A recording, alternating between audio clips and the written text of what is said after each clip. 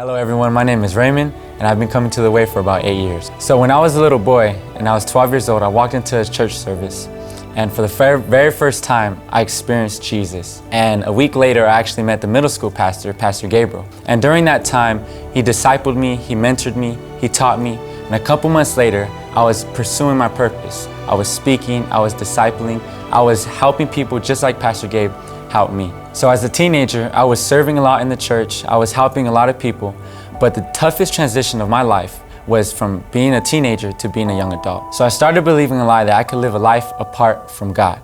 And when I started believing that lie, I ended up turning away from God, and slowly but surely, I was living a lifestyle of pleasure.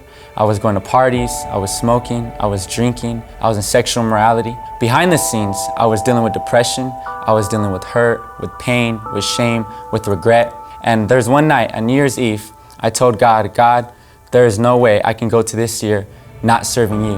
And on New Year's Eve, I said, God, if you really do love me, and you really still love me, no matter what mistake I've made, wake me up tomorrow with a desire, a passion to serve you again. If not, I'm gonna commit suicide on January 1st, the next day. And that morning, I woke up, and as soon as my eyes opened, I heard God's voice so clearly.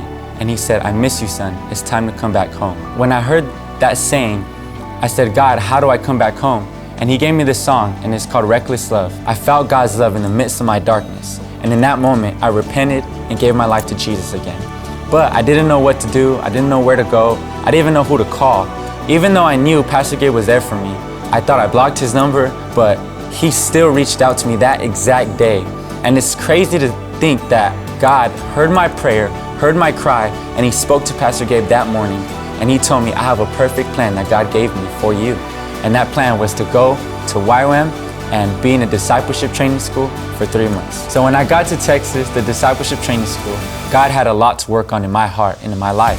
And that time I really spent so much time with God. And he started showing me my purpose. He started showing me that he still has a future and a hope for me. 3 months later, they actually gave me an opportunity that I never thought I could have. And that opportunity was to lead a team in the mission field to Dominican Republic for 2 months. We're helping people get set free. We're helping people get healed by the name of Jesus. So as my time was coming to an end in Dominican Republic, I knew God was calling me back home. So I got plugged into Pastor Gabriel's Power 12, and he actually challenged me to start making disciples.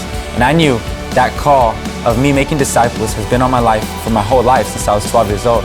So I started making disciples, I started mentoring guys. I have a Power 12 right now. And now, as I'm leading my Power 12, I'm gonna be faithful.